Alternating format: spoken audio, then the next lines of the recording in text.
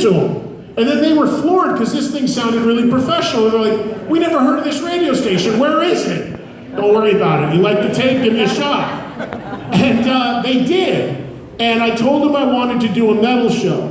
Now, at that time, there was maybe one or two other people in all of America doing something called a metal show on the radio.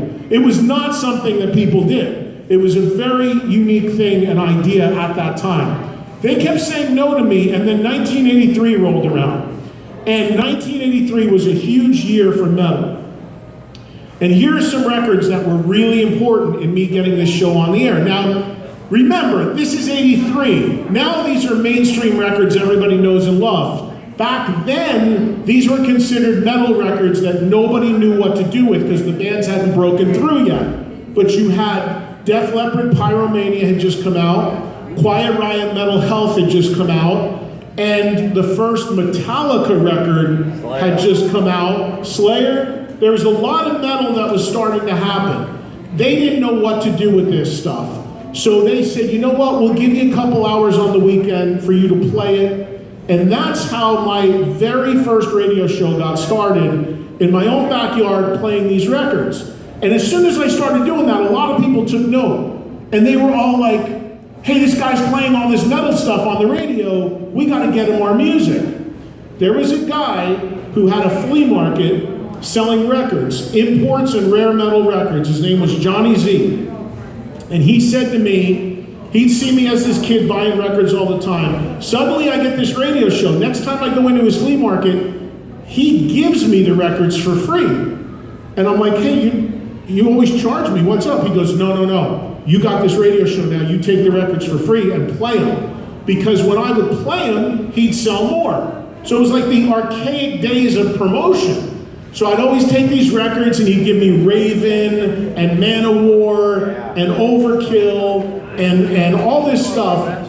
And he'd say, Exciter, I remember was a bunch of records. And he'd give me these records and I'd play them. God's honest truth, one day, I'm 6 months into doing this show. It's the middle of 83. The show was on at still at midnight, on a Friday night. And the radio station was in this house on a highway in New Jersey. I'm in the middle of doing the show and I get a knock. I see a light flashing for the doorbell. Now this is the days when you were on the radio, you were playing vinyl. This was pre-CD. So I'm like, oh, you had to be there when the song ended. It's not like today, you just throw a computer on and you walk out. So I go to the door and I see the guy from the flea market. And I'm like, Johnny, what the hell are you doing here? He goes, let me in. He comes in, he's got a bag under his arm with a record. And I said, what's in the bag? Meanwhile, I'm in the middle of doing my show. And he goes, I got this band that I just signed and made their first record, and I can't get anybody that will take a chance on playing this band on the radio. And I've got my life on the line with this. I need you to play a song on the radio from this band. I was like, look, leave the record. I'll have a listen. If I like it, I'll play it next week. No, I'm not leaving until you play one song from this band. And I was like, you're out of your mind. He goes, please. He pulls the record out of the bag, and the record was Metallica, Kill 'Em All. Yeah. Metallica had just come out. Nobody knew what it was. I didn't know what it was. And he said, just play a song for me and I'll leave. So I played Jump in the Fire.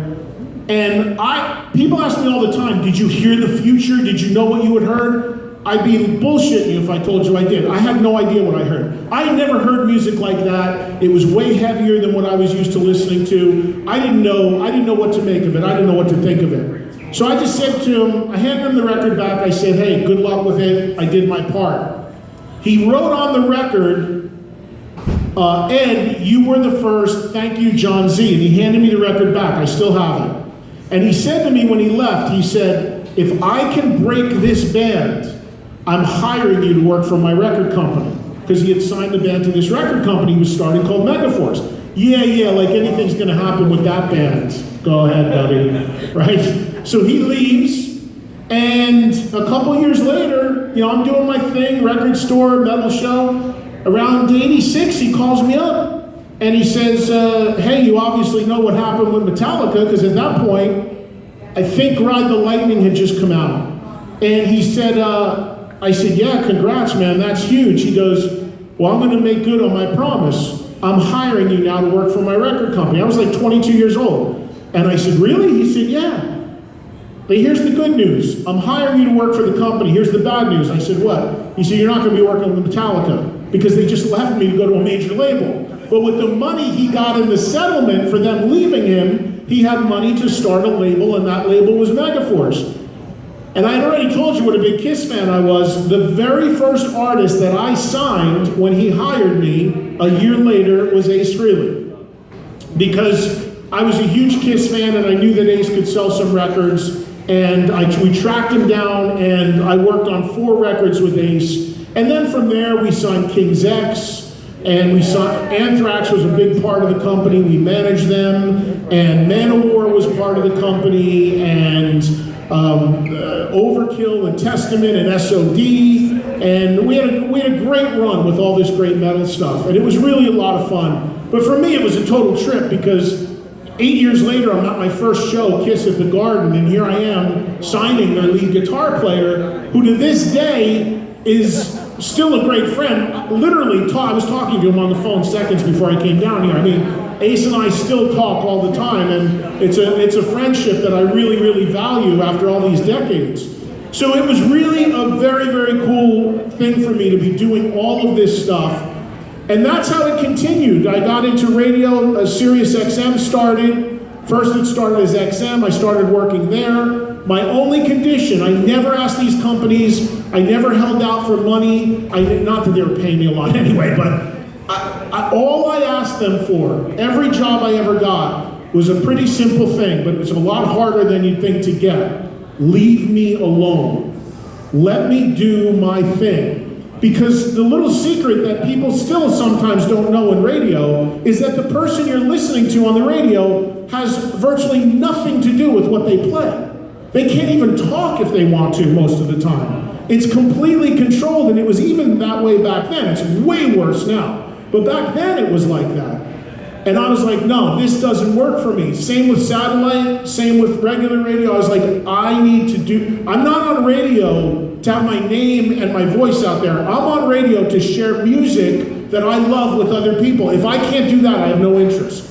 So as a result, they'd always put me on late at night, give me a shift on the weekend, and that was pretty much it. And as you can see by my show airing on AAF at midnight, it's still pretty much like that. That's a syndicated show, obviously, it's pre-recorded, but still, they always still bury that music in these late hours. But I had gotten a foothold, I became known for something, I built an audience, and I built a following. And then around, I guess it was 2000, I'm